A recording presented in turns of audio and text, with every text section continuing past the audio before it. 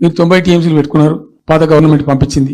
ఒకటి డిపిఆర్ తిప్పి పంపించిండ్రు, దాని మీద సడి లేదు, సప్పుడు లేదు, లుల్లి లేదు, లుకాండం లేదు. తల ఊగుతున్నారు. ఎందుకు తల ఊగుతున్నారు?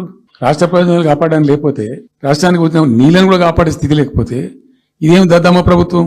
ఇంత చేతగాని ప్రభుత్వం ఉంటే ఎట్లా? నోరు లేని ప్రభుత్వం ఉంటే ఎట్లా? ఇవాళ మొత్తం డిపిఆర్ఏ పంపించి ప్రాజెక్ట్ని ఆగం చేసే పరిస్థితి వస్తే సప్పుడు లేదు.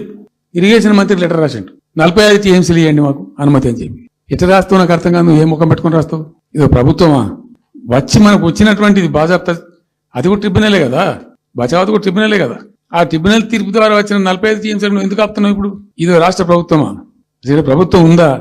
నిద్రపోతున్నారా? ఎందుకు 2 నెలల నుంచి ₹1 పెట్టలే? ఎందుకు ఒక తట్టడి మట్టి తీయలే?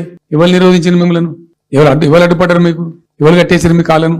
అటు పైసా పని చేయరు, నిష్క్రియాపరత్వంగా ఉంటారు. డిపిఆర్ పంపిస్తే సపోర్ట్ చేయరు.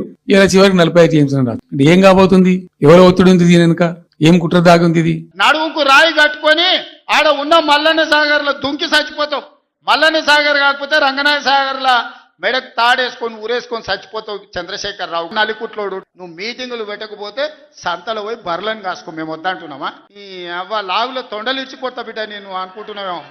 పోని అవల పోరోడి గాలికి తిరిగేటోడి గాలికి అంత నీ అవని పేడమూతి బోడిలింగం నీవెంత, నీ స్థాయి ఎంత, మొత్తం నీ జాతినంతా తెచ్చు అని పాపన వాడు పోతాడు. నేను ప్రమాణ స్వీకారం చేసినాడే కూలబడ్డాడు, నడువిరిగింది, మంచం మీద నుంచి బోర్ల పడి మక్కెలు ఇరిగి మూలకు పడ్డాడు.